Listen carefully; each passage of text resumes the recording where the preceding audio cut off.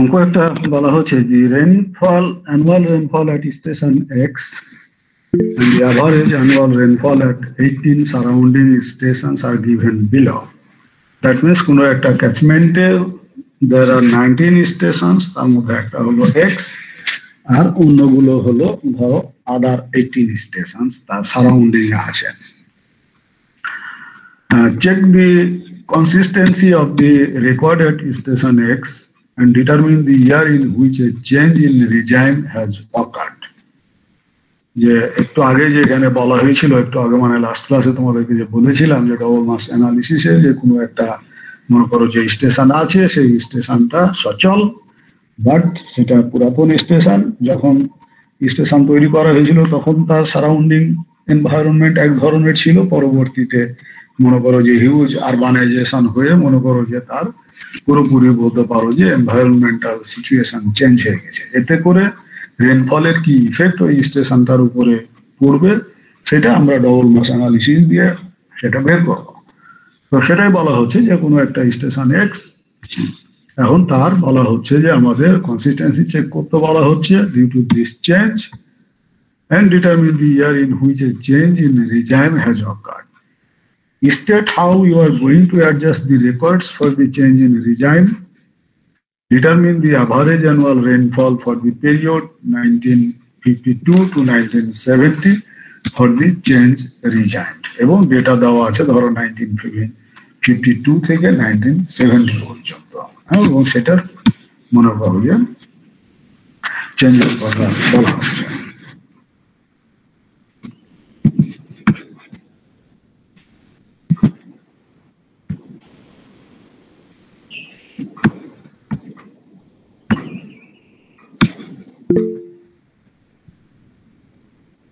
তোমাদের ছাত্ররা ক্লাসে এন্টার করতেছে খুব দেরিতে, এখন পর্যন্ত মাত্র 35 জন ঢুকছে।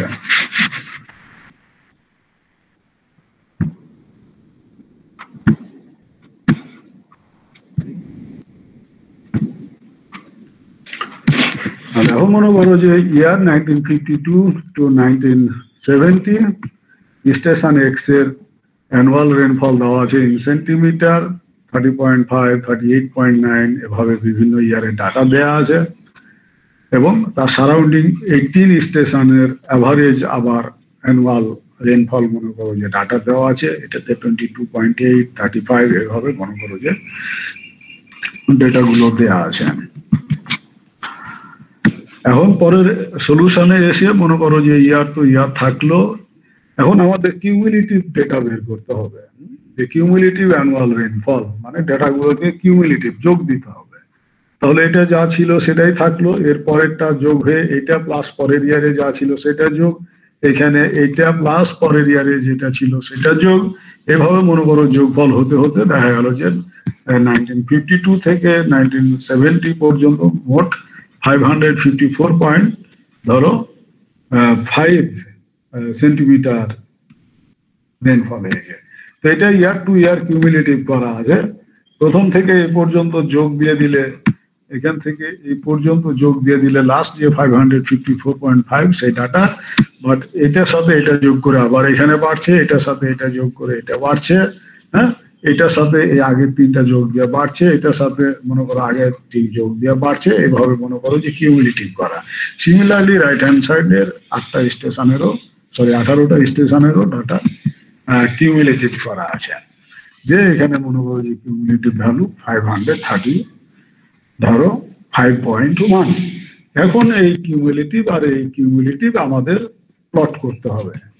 তাহলে এটা মনে করো যে করতে গিয়ে cumulative annual rainfall of station X R cumulative annual rainfall of 18 stations, তো এটিকে মনে করো যে আমরা প্লট করলাম জাস্ট নর্মাল ধরো গ্রাফ পেপারে।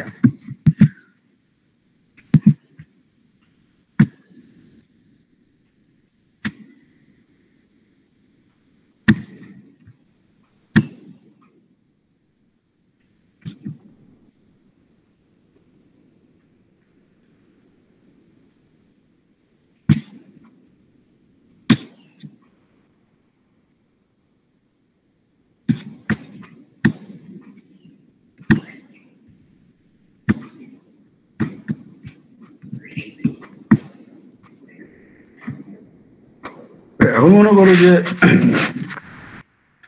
যখন এটা প্লট করা হলো তখন দেখা যাচ্ছে যে এই কার্ভটা এরকম হয়ে গেছে, 0 থেকে শুরু, এভাবে মনে করো যে গিয়ে এ পর্যন্ত গেছে, দিয়ে এটা আবার এইদিকে টার্ন নিয়েছে, ফলে এই কার্ভের দুটো স্লোপ হয়ে গেছে। এটা এক ধরনের স্লোপ, আর এখানে এসে 1958-এ এসে এরপরে মনে করো যে এই স্লোপ চেঞ্জ হয়ে গেছে। দ্যাট মিনস 1958-এ এসে চেঞ্জটা দেখা গেছে। এর আগ পর্যন্ত কিন্তু কোনো চেঞ্জ ছিল না, এভাবেই ছিল। যদি কোনো চেঞ্জ না থাকতো তাহলে ডাটাটা এভাবে এই উপরে এই ডটেড লাইন মনে করো যে মেনটেন করার কথা ছিল, একই স্লোপ থাকলে। কিন্তু এই যে ডিউ টু এনভায়রনমেন্টাল চেঞ্জ, এই যে কার্ভের যে স্লোপ চেঞ্জ হয়ে গেল, দিস ইজ মনে করো যে চেঞ্জ ডিউ টু বলতে পারো যে এনভায়রনমেন্টাল চেঞ্জ। তাহলে আমাদের চেঞ্জটা কোথায় হলো? 1958-এ এসে চেঞ্জ হলো। এটাই আমি লাস্ট এন্ট্রান্স দিচ্ছি, বুঝছো? এভাবে এত মিনিটে মিনিটে বের হয়ে গেলে পড়ানো খুব মুশকিল। তোমাদের ছাত্ররা ঠিক মতো ক্লাসে ঢুকে না, এখন পর্যন্ত 39,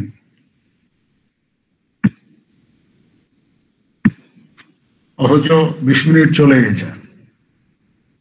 যদি মিনিটে মিনিটে শুধু আমি মিনিমাইজ করি স্ক্রিন, আবার ওখানে যদি এন্টার করি, তাহলে তো মুশকিল। স্যার আপনি যে এই অ্যাপ্রুভালটা অটো দিয়ে দিতে পারেন হোস্ট কন্ট্রোলে গিয়ে, তাহলে স্যার আপনার কষ্ট করতে হবে না। কিন্তু অটোই দিব কেন? একজনকে কি আমি সারাদিন খালি ঢুকতে দিব আর বাইরে হইতে দিব?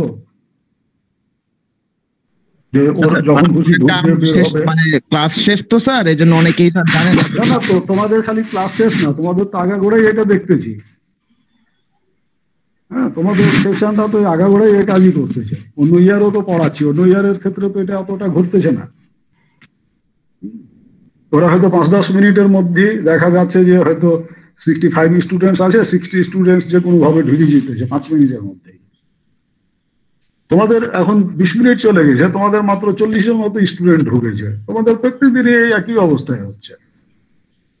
তার মানে তোমাদের ক্লাস করার প্রতি কোনো আগ্রহ নাই। এমনি নর্মাল ক্লাসে কি যখন তখন তোমরা ঢুকো আর বের হইতে পারো? তো এটাও তো ধরে নিতে হবে যে আমার ক্লাস চলতেছে।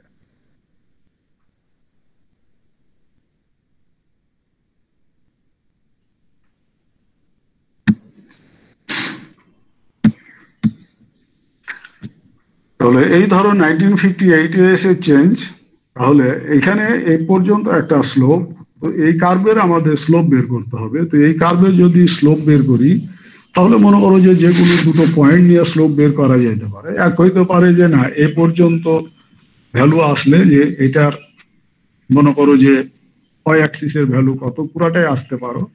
তাহলে এখান থেকে ধরো ওয়াই অ্যাক্সিসের ভ্যালু নিলা, এই ওয়াই অ্যাক্সিস থেকে যে সাপোজ 200, মনে করো 50। সিমিলারলি এটা যদি এক্স অ্যাক্সিসের দিকে ভ্যালু নাও, এ পর্যন্ত একটা ভার্টিক্যাল নর্মাল ড্র করো, এটা মনে করো 200। তাহলে এই যে একই রকম 250 বা 2.5/2, তাহলে এখানে 1.25, এটার নাম দিলে মনে করো যে M1, এই স্লোপটা হলো M1। এখন এইটার ক্ষেত্রে মনে করো যে একটা স্লোপ বের করো, তাহলে এখানে 0 ছিল সাপোজ, তাহলে এখান থেকে এটার ভ্যালু কত সেটা দেখো, এভাবে আগাও। আবার এই যে এখানে মনে করো যে দেখানো আছে, ধরো এরকম একটা ভ্যালু নিলা, যে সাপোজ এখান থেকে এরকম একটা জায়গায় গিয়ে এই ভ্যালুটা পেলে মনে করো যে 1.8, whereas এখান থেকে গেলে মাত্র তখন সেটা হলো 2। তাহলে স্লোপ এটার 1.8/2, দ্যাট মিনস 0.9। এটার নাম দিলে মনে করো যে M2। কিন্তু এটা যদি দেখা যেত যে না, এভাবে যদি বাড়তো, তাহলে এটা হওয়ার কথা ছিল এই 2.5 ডটেড লাইন পর্যন্ত গেলে, আর এটা 2 থাকতো, কিন্তু সেটা হয়নি। সেখানে 2.5-এর পরিবর্তে হয়েছে 1.8। তাহলে চেঞ্জ ইন রিজাইম ইন্ডিকেটেড ইন 1958, এখানে এসে সেটা অ্যাডজাস্টমেন্ট অফ রেকর্ড, যেটা বলা হয়েছিল যে আমাদের অ্যাডজাস্ট করতে হবে প্রায়র টু 1958, সেটা এইটার মনে করো যে একটা স্লোপ পেয়েছি আর এটা স্লোপ পেয়েছি। তাহলে এই স্লোপকে এই স্লোপ দিয়ে ভাগ দিতে হবে, দ্যাট মিনস 0.9/1.8। 0.25।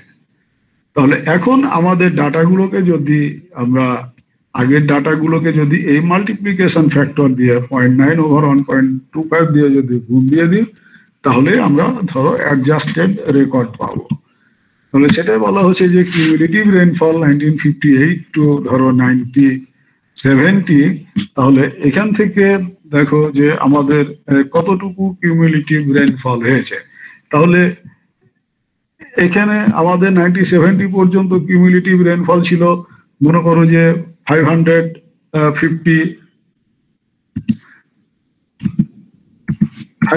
ধরো 54.5, 554.5।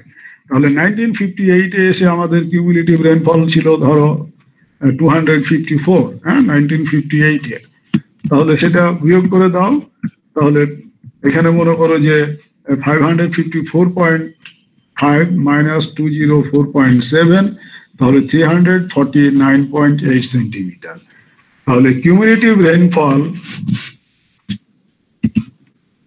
1952 টু 1957, তাহলে মনে করো যে 1957 আর 1952 সাথে, তাহলে এটা বলা হচ্ছে যে অ্যাডজাস্টেড ফর চেঞ্জ এনভায়রনমেন্ট। সেই অ্যাডজাস্টমেন্টটা কত? আমাদের আগে ছিল 200 ধরো 4.7, এই 57 পর্যন্ত 204.7। তাহলে 204.7 কে জাস্ট আমাদের এই মাল্টিপ্লিকেশন ফ্যাক্টর দিয়ে এখন গুণ দিয়ে দিতে হবে 0.09/1.25। তাহলে মনে করো যে 147.6 সেন্টিমিটার। আর কিউমুলেটিভ রেইনফল 1952 টু 1970, সেটা মনে করো যে আমাদের ভ্যালু হলো 497.4 centimetre for the current environment, যে ওই এনভায়রনমেন্টে। তাহলে এখন মনে করো যে এইটা প্লাস এইটা জাস্ট যোগ দিয়ে দেওয়া হলো এখন, যে আমরা যখন চেঞ্জ অ্যাপ্লাই করলাম, তাহলে এইটা আমাদের চেঞ্জ ভ্যালু ছিল এটুকু, আর এটা মনে করো যে আগেরটার আমরা এটার রেসপেক্টে চেঞ্জ হিসাবে আমরা ধরলাম যে চেঞ্জ ভ্যালু, এটা মডিফাইড ভ্যালু। তাহলে দিস প্লাস দিস আসলে আমাদের কিউমুলেটিভ রেইনফল হওয়ার কথা ছিল। যদি আমরা এনভায়রনমেন্ট চেঞ্জ ধরে আগাগোড়া যদি করতাম, তাহলে 497.4 সেন্টিমিটার এটা। তাহলে এখন annual average rainfall adjusted for the current রিজাইম, তাহলে এটা আমাদের টোটাল ভ্যালু। আমাদের টোটাল ইয়ার হলো 19 দিয়ে ভাগ দিলে আমাদের অ্যাভারেজ অ্যানুয়াল রেইনফলটা বেরিয়ে গেল। যে 19 ইয়ারের ডাটাকে just 26.4।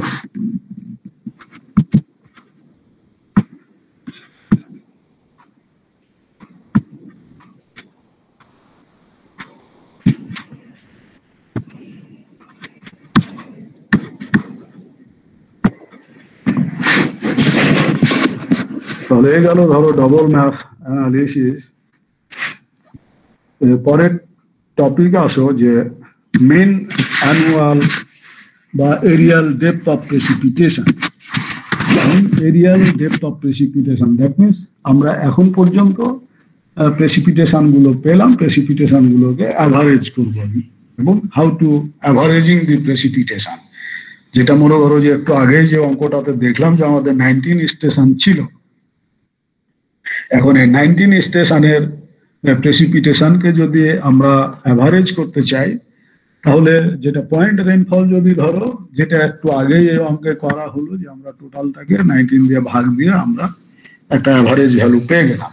This is very simple averaging, যে আমরা যতগুলো স্যাম্পল সাইজ আছে সবগুলো যোগ করলাম, যোগ করে স্যাম্পল সাইজ দিয়ে ভাগ দিয়ে দিলাম, আমরা অ্যাভারেজ পেয়ে গেলাম। তো এটা সিম্পলেস্ট ওয়ে, বাট এটা বলতে পারো যে ভেরি সিম্পল এবং লেস অ্যাকুরেট সিস্টেম। এর থেকেও আমাদের অ্যাভারেজিং এর মনে করো আরো সিস্টেম আছে। তো এখানে পয়েন্ট রেইনফল বলা হচ্ছে, যে হোয়াট ইজ পয়েন্ট রেইনফল। এটা জাস্ট বলতে পারো যে একটা সিঙ্গেল স্টেশনের রেইনফলকে পয়েন্ট রেইনফল বলা হয়। যে কোনো একটাই স্টেশন আছে, ওই স্টেশন থেকে যে রেইনফলটা পেয়েছো সেটাই হলো point rainfall. For small areas less than 50 kilometer square, point rainfall may be taken as the average depth over the area. এখন বলা হচ্ছে যে এটার অ্যাকুরেসি কতটুকু, মানে খুব ছোট এরিয়ার জন্য সেটা বলতে পারবো যে অ্যাকুরেট, লাইক 50 কিলোমিটার স্কোয়ার। তার মানে এখান থেকে আমরা একটা আন্দাজ করতে পারি যে অন অ্যান অ্যাভারেজ যদি আমরা লেস দেন 50 কিলোমিটার স্কোয়ারের মধ্যে যদি একটা করে রেনফল বা রেনগেজ স্টেশন যদি দিই, তাহলে সেখান থেকে যে রেনফলটা পাবে ওই রেনফলটাকে ওই এরিয়ার অ্যাভারেজ হিসাবে ট্রিট করা যেতে পারে, বা যত বেশি ডেনসিটি হবে তত আমরা অ্যাকুরেট রেজাল্ট পাবো। In large area where there is a network of rain gauge stations,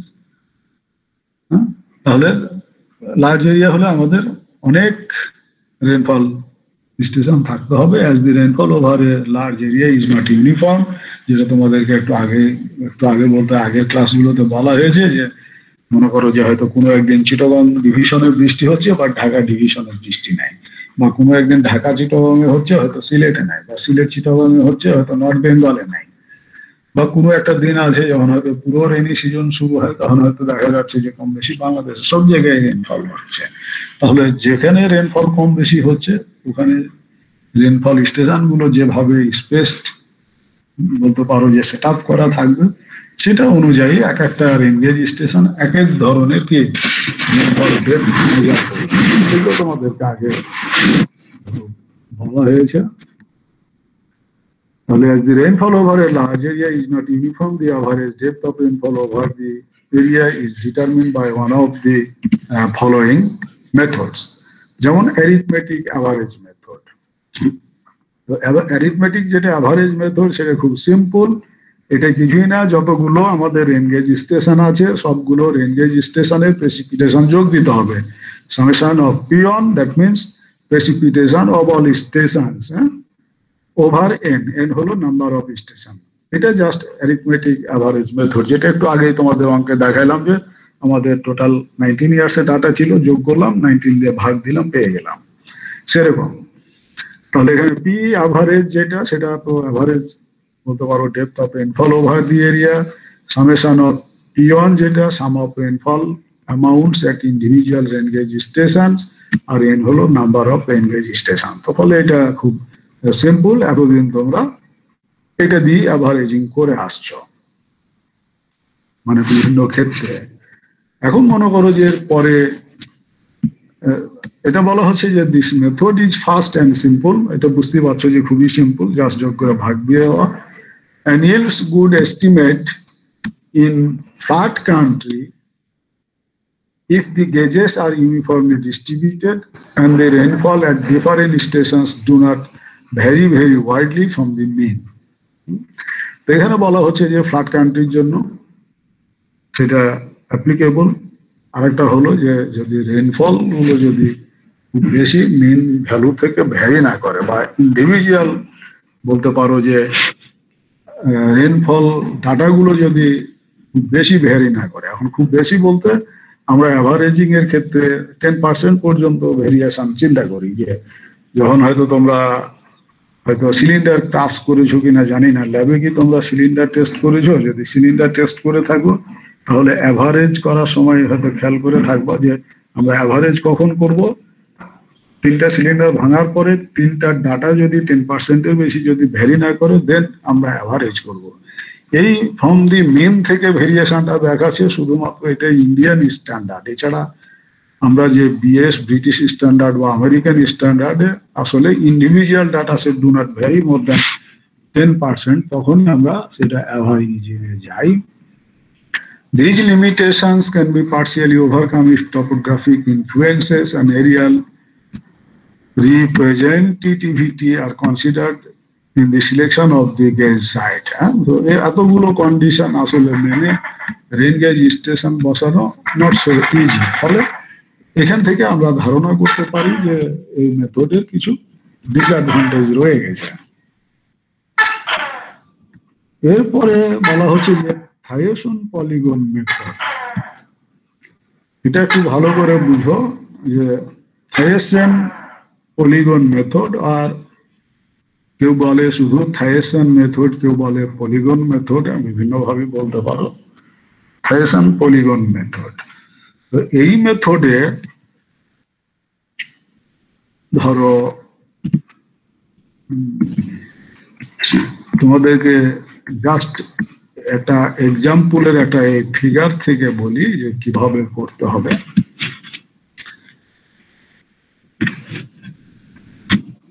এই ফিগারটা দেখো যে সাপোজ এসি স্টেশন বা এখানে অনেকগুলো স্টেশন আছে, মনে করো A B C D E F, এভাবে যেতে যেতে এম এন ও, এবং এগুলো প্রত্যেকটা রেন গেজ স্টেশন।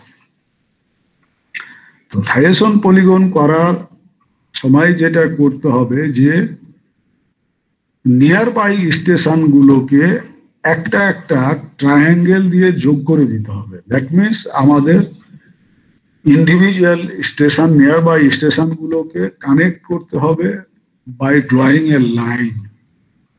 যেমন ও এর nearby station A and B, তাহলে এখান থেকে একটা জাস্ট কানেকশন লাইন দিলে dot dot dot dot line, এদিকে একটা কানেকশন লাইন দিলে ডট ডট দিয়ে। এরপরে সিমিলারলি এ থেকেও মনে করো যে এখন নিয়ার বাই স্টেশন কত, এরও একইভাবে ধরতে পারো যে এর রেসপেক্টে তার নিয়ার বাই স্টেশন হলো ও, তার নিয়ার বাই স্টেশন হলো বি, তার নিয়ার বাই স্টেশন হলো সি, তার নিয়ার বাই স্টেশন হলো ডি। তাহলে একইভাবে আমরা এখান থেকেও যদি শুরু করি, তাহলে এখান থেকে এভাবে লাইন টানবো, এখান থেকে এই ডটেড লাইন টানলাম, এখান থেকে ডটেড লাইন টানলাম, এখান থেকে ডটেড লাইন টানলাম।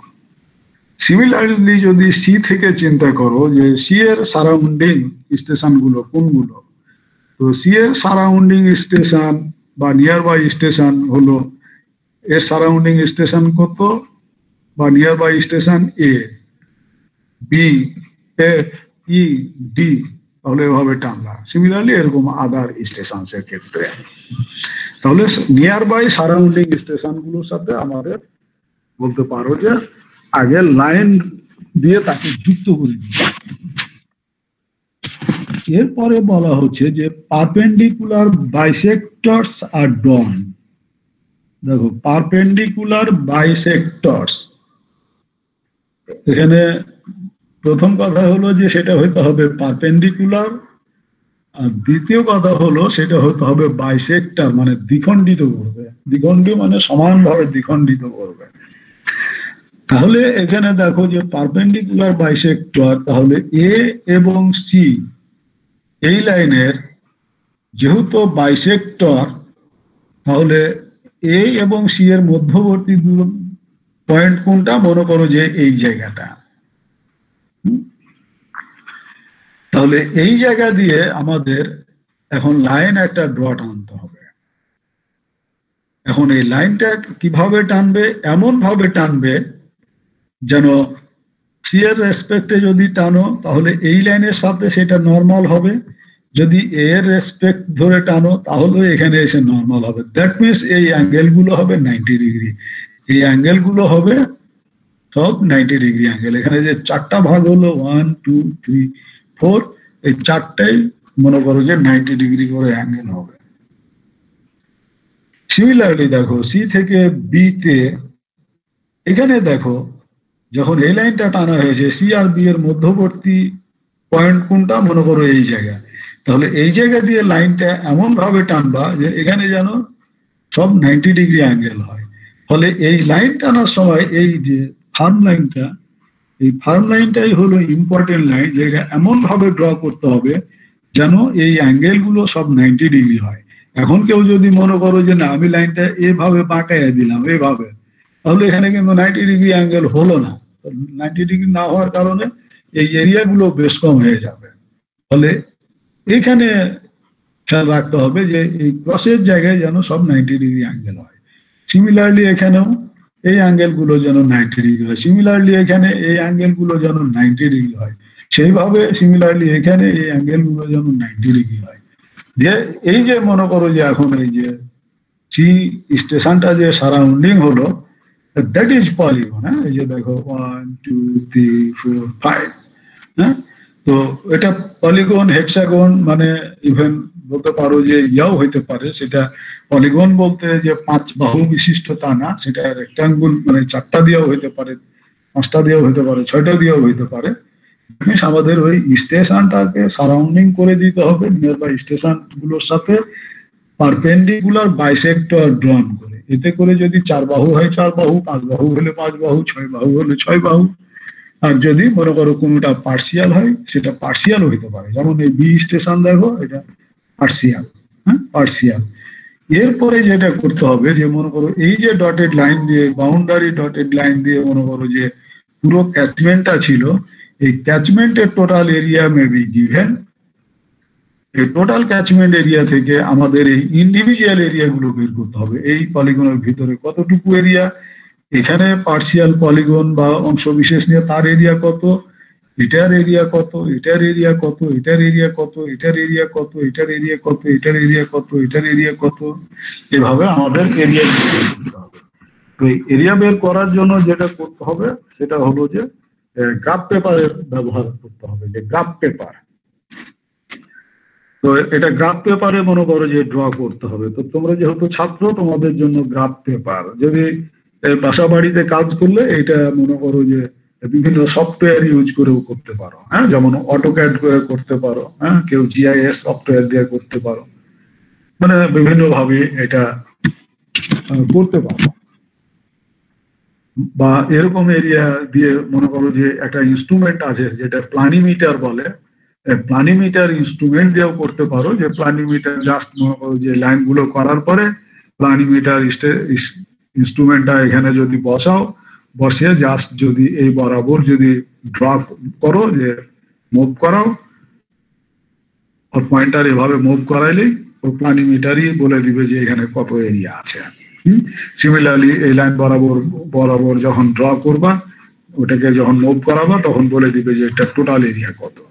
ফলে প্লানিমিটার একটা যেহেতু যন্ত্র নিয়ে ধরো তোমাদেরকে হয়তো পরীক্ষার হলে যেতে দিবে না, অতএব তোমাদের জন্য হলো গ্রাফ পেপারই হলো তোমাদের প্রধান বলতে পারো যে ইনস্ট্রুমেন্ট এই ক্ষেত্রে, যে গ্রাফ পেপারে আঁকতে হবে। ফলে গ্রাফ পেপারে এমন সুইটেবল স্কেলে আঁকবে যে হয়তো টোটাল ক্যাচমেন্ট এরিয়া হয়তো বলা আছে যে মনে করো যে 5000 কিলোমিটার স্কোয়ার, তাহলে 5000 কিলোমিটার স্কোয়ার যেরকম শেপের আছে ওইরকম শেপের গ্রাফ পেপারে লাইন ড্র করবা, লাইন ড্র করে ওইটাকে 5000 কিলোমিটার স্কোয়ার ধরবা। তাহলে 5000 কিলোমিটার স্কোয়ারে এই গ্রাফ পেপারে যেহেতু, তাহলে এখানে কতগুলো স্মল ডিভিশন গুলো আছে, সেই স্মল ডিভিশন গুলো কাউন্ট করে নিবা, নিয়ে বলবা যে সাপোজ এখানে মনে করো যে 10,000 স্মল ডিভিশন আছে, তো 10,000 স্মল ডিভিশন সমান মনে করো যে 5000 কিলোমিটার স্কোয়ার, হ্যাঁ, তাহলে 1 সমান হাফ কিলোমিটার স্কোয়ার।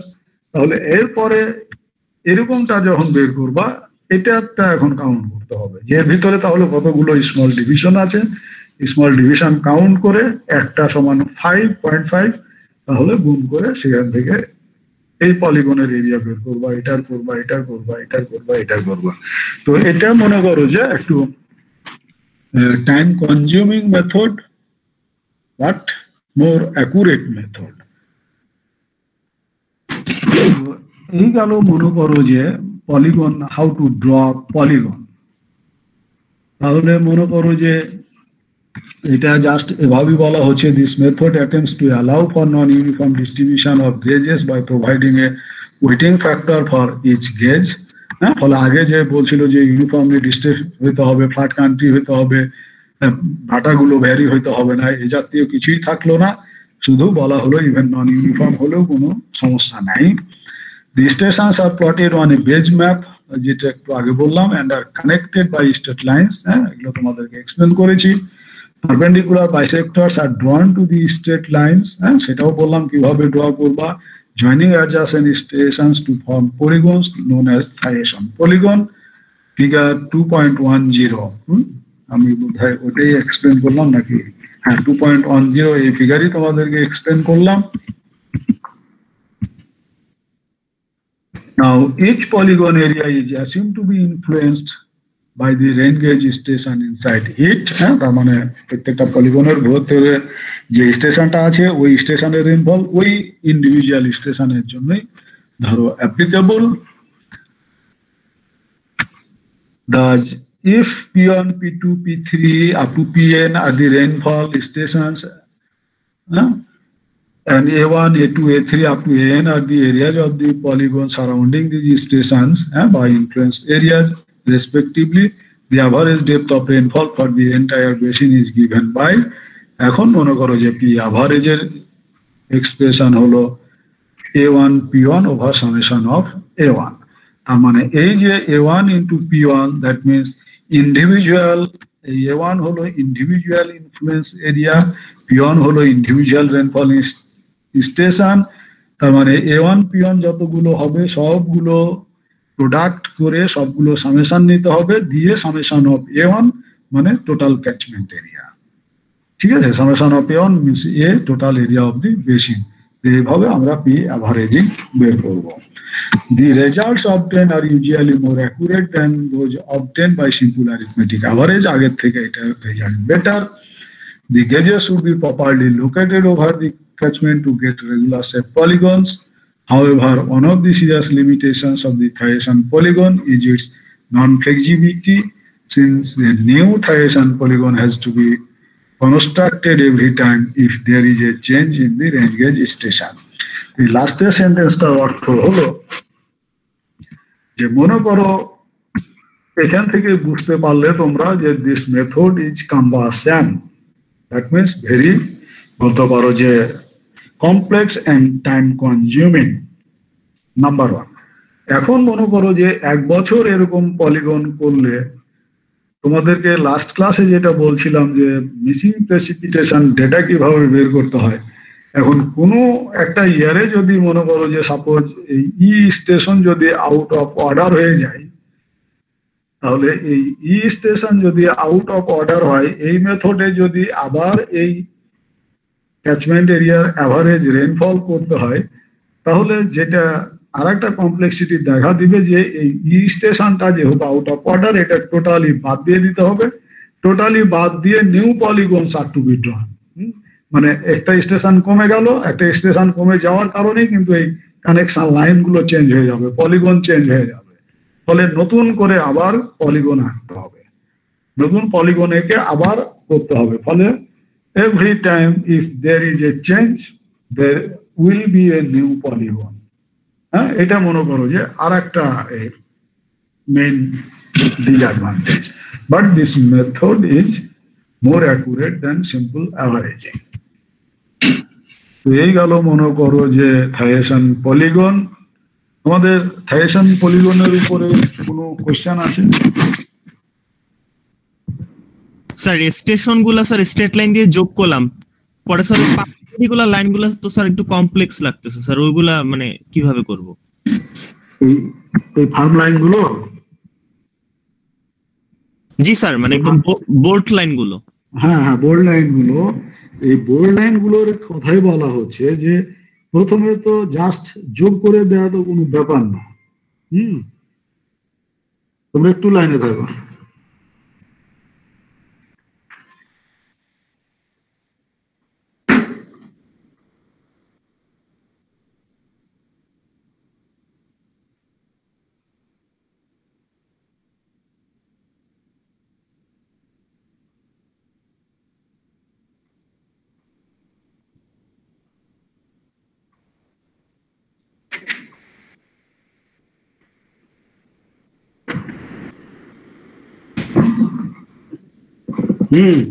তোমাদের ক্লাস হবে, ক্লাস আমি নিচ্ছি এখন।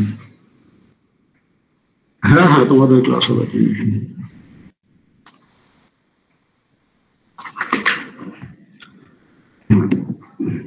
হ্যালো হ্যালো, শুনছো তোমরা? হ্যালো, জি স্যার, শুনতে পারতেছি। হ্যাঁ, তো দেখো তোমরা যেটা বলছিলে যে এখানে মেকানিজম যে এই ডটেড লাইন টানাগুলো কোনো ব্যাপার না, জাস্ট কানেক্ট করে দেওয়া নিয়ার বাই স্টেশন গুলোকে, বুঝছো? এরপরে বলা হচ্ছে যে perpendicular bisectors are to be drawn. এই যে ফার্ম লাইন গুলো বা সলিড লাইনগুলো, এই সলিড লাইনগুলো হলো পারপেন্ডিকুলার বাইসেক্টর। এখানে দুটো ওয়ার্ড আছে, একটা হলো পারপেন্ডিকুলার আর একটা হলো বাইসেক্টর। তো যেহেতু বাইসেক্টর মানে দ্বিখণ্ডক, মানে ওটা এমন লাইন যে সেটা দ্বিখণ্ডক হিসেবে কাজ করবে। ফলে দেখো এ এবং সি এর মাঝে যে দূরত্ব, এটা যদি মনে করো যে 2 ইঞ্চ যদি হয়, বা এই ফিগার অনুযায়ী মনে করো যে ধরলাম এটা 1 ইঞ্চ, এটা যদি 1 ইঞ্চ হয় তাহলে আমাদের হাফ ইঞ্চে যেতে হবে, মানে 1 ইঞ্চকে একদম সমান 2 ভাগে ভাগ করতে হবে, তাহলে হাফ ইঞ্চ। তাহলে এখানে হাফ ইঞ্চ পর্যন্ত আসলে তার মানে এ থেকে সি স্কেল দিয়ে আগে মেপে নিতে হবে যে এই দূরত্বটা কতটুকু। মনে করো যে এই দূরত্বটা তোমরা স্কেলে মেপে পেলে মনে করো যে 30 মিলিমিটার, একটু বাড়ায় বলি তাহলে সুবিধা হবে, যে 30 মিলিমিটার। তো 30 মিলিমিটার হলে এখন যেহেতু এটাকে দ্বিখণ্ডক করবে, তাহলে 30 মিলিমিটারের অর্ধেক কত, 15 মিলিমিটার। তাহলে এই 15 মিলিমিটারে এখানে প্রথমে এসে একটা পয়েন্ট, পেন্সিল দিয়ে একটা পয়েন্ট দিবা। এখন পয়েন্ট দেওয়ার পরে এটা মনে করো যে দ্বিখণ্ডকের পজিশনটা পেলে, এখন এই ফার্ম লাইনটা মনে করো যে দ্বিখণ্ডক হলে কেউ তো ইচ্ছা করলে এভাবে টানতে পারো, আমার এই কার্সারের দিকে তাকাও, কেউ তো মনে করতে পারো যে এভাবে টানলেও হবে, এভাবে। কেউ মনে করতে পারো যে না এভাবে টানলে হবে, কেউ ভাবতে পারো যে না এভাবে টানলে হবে, কিন্তু নো, মানে যে যেভাবে খুশি সে সেভাবে টানতে পারবা না। এটা কিভাবে টানতে পারবা সেটা বলা হচ্ছে যে এটা মাস্ট বি পারপেন্ডিকুলার। তাহলে পারপেন্ডিকুলার কার সাথে, পারপেন্ডিকুলার এই ডটেড লাইনের সাথে। তাহলে ডটেড লাইনের সাথে যদি এটা পারপেন্ডিকুলার টানতে হয়, তার মানে কি এখানে মোট 4টা ভাগ হয়েছে না, এটা একটা ভাগ, এটা একটা ভাগ, এটা একটা ভাগ, এটা একটা ভাগ, তাই না? তো একটা লাইনের দুই পাশে কত ডিগ্রি অ্যাঙ্গেল থাকে, 360 ডিগ্রি। তো এটা এমন ভাবে হইতে হবে যেন এই অ্যাঙ্গেলগুলো, এই অ্যাঙ্গেলটা, এই অ্যাঙ্গেলটা, এই অ্যাঙ্গেলটা, এই অ্যাঙ্গেলটা, এগুলো যেন সব 90 ডিগ্রি হয়। দ্যাট মিনস এইটা এই ডটেড লাইনের সাথে এই ফার্ম লাইনটা একটা আর একটার সাথে নর্মাল হইতে হবে। ক্লিয়ার? মেকানিজমটা কিন্তু এখানে, নইলে বাইসেক্টর বের করা কোনো ব্যাপার না, জাস্ট 2 ভাগে ভাগ করে দিলি বাইসেক্টর পেয়ে গেলে। কিন্তু এখন লাইন ড্র করার সময় বলা হচ্ছে সেটা পারপেন্ডিকুলার হইতে হবে। পারপেন্ডিকুলার কার সাথে হইতে হবে, এই ডটেড লাইনের সাথে, কানেক্টিং লাইনের সাথে। দ্যাট মিনস এখানে দেখো এই লাইনের সাথে এখন এই লাইনটা পারপেন্ডিকুলার, এই ডটেড লাইনটার সাথে এটা পারপেন্ডিকুলার, এই ডটেড লাইনের সাথে এটা পারপেন্ডিকুলার, এই ডটেড লাইনের সাথে এটাও পারপেন্ডিকুলার। একটু হয়তো মনে হচ্ছে যে হয়তো এই অ্যাঙ্গেল গুলো পারপেন্ডিকুলার না, হয়তো এটা ফিগারের কারণে, কিন্তু তোমাদেরকে মনে করো যে পারপেন্ডিকুলারই ড্র করতে হবে। এটা আর একটু মনে করো যে এইদিকে, এইখান থেকে হলে ঠিক ছিল এভাবে, আর এটা আর একটু সিমিলারলি এদিকে যাওয়া দরকার ছিল। তো এটা যেহেতু ধরো বইয়ের ব্যাপার একটু 19-20 হয়েছে, বাট সেটা পারপেন্ডিকুলারই সেটা হইতে হবে। তো এই হলো মনে করো যে ফার্ম লাইন ড্র করার মেকানিজম। ক্লিয়ার? জি স্যার। তো এইভাবে মনে করো যে আদার স্টেশনসের ক্ষেত্রেও একই ভাবে আমাদের এগিয়ে যেতে হবে। ফলে কোনোটা বলতে পারো যে ফুল পলিগন হবে, কোনোটা হাফ পলিগন হবে, কোনোটা 2/3 হবে, কোনোটা 1/3 হবে, 1/4 হবে, এক একটা এক এক রকম হইতে পারে, যে স্টেশনের সংখ্যার উপরে ডিপেন্ড করবে। তাহলে এই গেল মনে করো যে থাইয়েসন পলিগন মেথড। এর পরের আর একটা মেথড আছে, ধরো দি আইসোহেটাল মেথড। তো এখানে মনে করো যে আর একটা method, isohyetal method. In this method, the point rainfalls are plotted on a suitable base map, and the lines of equal rainfall, that means isoheights, are then drawn, giving consideration to orographic effects and storm morphology. Sir, sir অনেক জায়গায় বৃষ্টি হচ্ছে, তো অনেকে sir join করে sir নেটওয়ার্কের প্রবলেমের জন্য বের হয়ে গেছে। ও যারা বের হয়ে গেছে ওরা বেরিয়ে থাকুক, এখন আমি আর ইন করাইতে পারবো না, এখন আমার টাইমই শেষ হয়ে গেছে, এটা তোমাদেরকে বেশি পড়ানো হচ্ছে। In this method, the point rainfalls are plotted on a suitable base map, and the lines of equal rainfall, isoheights, are drawn giving consideration to orographic effects and strong morphology. তো এখানে মনে করো যে তোমাদের জেনে রাখতে হবে যে আমরা কেন করব, আইসোহাইট ড্র করতে হবে, এটাই হলো বড় কথা। আইসোহাইটস গুলো হলো রেইনফল অফ ইকুয়াল প্রেসিপিটেশন। যেমন তোমরা সার্ভিং এর সময় কন্ট্রোল লাইন্স করেছো না, যেমন কন্ট্রোল লাইন্সটা ছিল কি, যে লাইন্স অফ ইকুয়াল অল্টিটিউড বা ইলিভেশন বা আরএল, যে নামই দাও, লাইন্স অফ ইকুয়াল আরএল। তাহলে এখানে আমাদের লাইন্স অফ ইকুয়াল প্রেসিপিটেশন বের করতে হবে, সেটাকে আমরা বলছি যে আইসোহাইটস। যে এটা magnitude of equal rainfall line, সেটা হলো আইসোহাইটস। তো এখন মনে করো যে দি average rainfall between the successive, আমার মনে হয় ফিগারে বুঝাই, তাহলে তোমাদের জন্য বুঝতে সুবিধা হবে। যে like this, look at this figure 1, এটা মনে করো যে আগের মতোই একটা ক্যাচমেন্ট। এই ক্যাচমেন্টের মধ্যে মনে করো যে ওই আগের স্টেশন গুলোই আছে, দেখো A B C D E F, এভাবে এম এন ও। ফলে এই যে এই পয়েন্ট গুলো, এইগুলো স্টেশন, এবং এই স্টেশন গুলোর মনে করো যে রেইনফল অ্যামাউন্ট দেওয়া আছে। এটাতে 7.4, 8.8, ধরো 7.6, 9.2, 10.8, 10.4, 13.8, 8.5 and so on so forth, ভ্যালুগুলো দেওয়া আছে। এখন এইখানে দেখো এই যে লাইন ড্র, এটা একটা লাইন কন্ট্রোল, এটা একটা লাইন কন্ট্রোল, এটা একটা মনে করো লাইট ক্লোজ কন্ট্রোল, এটা একটা লাইন কন্ট্রোল, এটা একটা লাইন কন্ট্রোল। তো এখানে মনে করো যে 1, 2, 3, 4, 5, এই 5টা কন্ট্রোল লাইন্স ড্র করা আছে। তো এই কন্ট্রোল লাইন্স গুলো এমন ভাবে ড্র করতে হবে যেন লাইন্স অফ ইকুয়াল প্রেসিপিটেশন, এর ভ্যালু 1, যেমন মনে করো যে 8 সেন্টিমিটার, তখন 8 সেন্টিমিটার। তাহলে এখানে দেখো যে প্রথমে এটা গ্রাফ পেপারে প্লট করবা, ক্যাচমেন্ট এরিয়া পয়েন্ট গুলো দেখাইবা, যেভাবে স্টেশন স্পেস করা আছে সেভাবে মনে করো যে গ্রাফ পেপারে পয়েন্ট গুলো দেখাবা, দেখে ভ্যালু গুলো বসাবে। এরপরে মনে করো যে এখান থেকে এই পর্যন্ত যে ডিস্টেন্স, সেই ডিস্টেন্সটা কতটুকু স্মল ডিভিশন গুলো থেকে কাউন্ট করে নিবা, বা সেটাও প্রয়োজন নাই, এমনি স্কেল দিয়ে মাপলেও হবে। যে সাপোজ এখান থেকে এইটুকু মনে করো যে 40 মিলিমিটার বা 4 সেন্টিমিটার, তাহলে 4 সেন্টিমিটার এরিয়াল ডিস্টেন্সের কারণে এখানে মনে করো 7.4, এখানে 8.8, দ্যাট মিনস 1.4 সেন্টিমিটার রেইনফলের কি হয়েছে, ডিফারেন্স হয়েছে। তাহলে এখন যদি 8 সেন্টিমিটার একটা ভ্যালুর যদি আইসোহাইটস ড্র করতে যাও, তাহলে এই লাইনটা আমার কোনখান দিয়ে যাবে?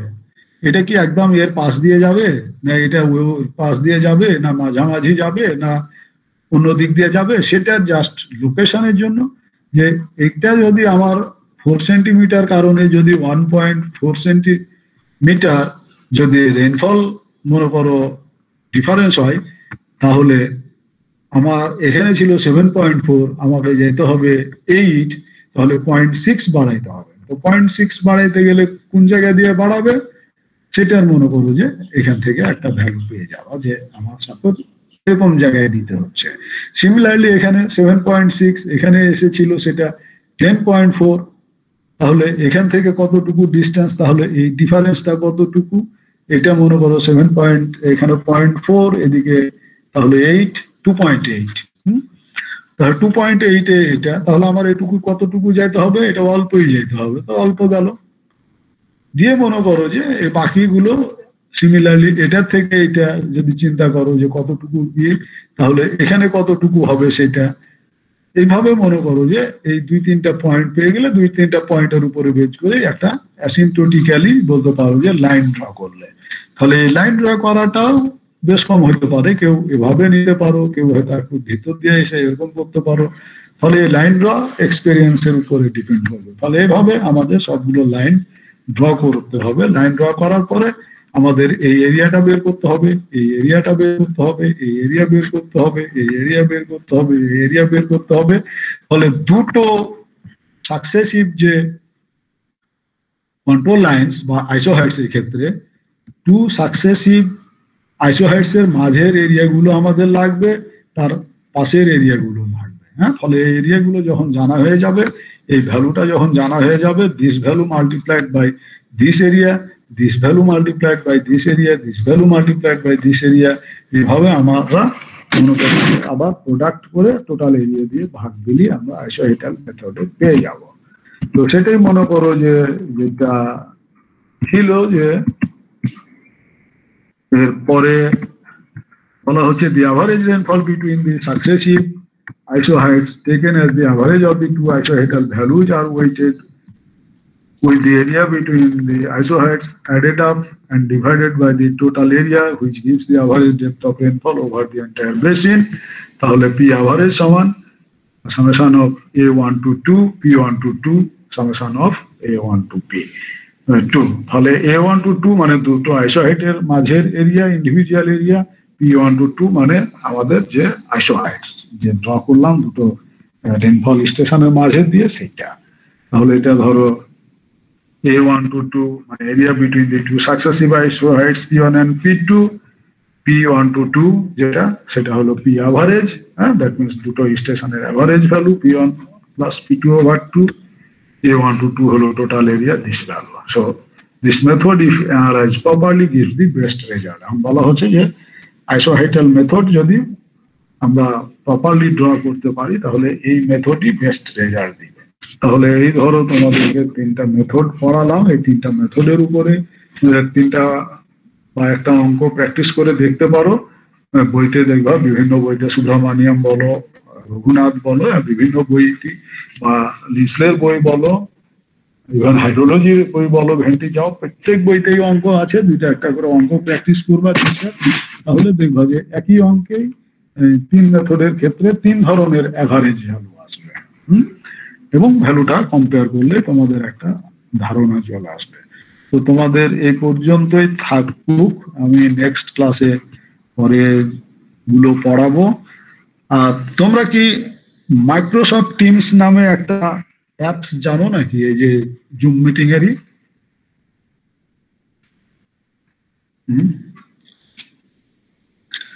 Microsoft Teams. জি স্যার, নাম জানি, যেটাতে ক্লাস করা যায়, বাট ইউজ করিনি কখনো। হ্যাঁ, তোমরা কি এটা ডাউনলোড করবা? ওটাতে যেটা দেখলাম সম্ভবত টাইম আর স্টুডেন্ট সংখ্যার কোনো লিমিট নাই, মানে 1000 10,000 পর্যন্তই বোধহয় চালা যায়, বুঝছো? তো এটা হলে আমি হয়তো এখন যেহেতু তোমাদেরও ক্লাস নেই আর আমরা যেহেতু পিছিয়ে আছি, তাহলে হয়তো দুই সেকশনকে একসাথে নিলে 2-3 দিন টানা 2-3 ঘন্টা করে পড়ালে কিন্তু সিলেবাস শেষ করে দেওয়া যায়। আর নইলে যে ইন্ডিভিজুয়াল ধরো এখন তোমাদেরকে যা বললাম, তোমরা যা শুনলে এরপরে সেকশনকে ঘুরে এগুলোই কিন্তু আমার বলতে হবে। দুই পিরিয়ড একসাথে নিলে আমি অনেক দূর শেষ করে ফেলতাম। স্যার, নিটে তো অনেক টিচার দুই সেকশন একসাথে ক্লাস নিচ্ছে। আরে নিচ্ছে, ওদের বিডিরেন এর অ্যাকাউন্ট আছে, আমার বিডিরেন এর অ্যাকাউন্ট নেই। যখন বিডিরেন এর অ্যাকাউন্ট দেয় তখন আমার ক্লাস ছিল না, আমি ওই অ্যাকাউন্ট নিইনি, বুঝছো, লিঙ্ক। এখন তাদের কাছে আর লিঙ্ক নাই, লিঙ্ক দিতে পারতেছে না।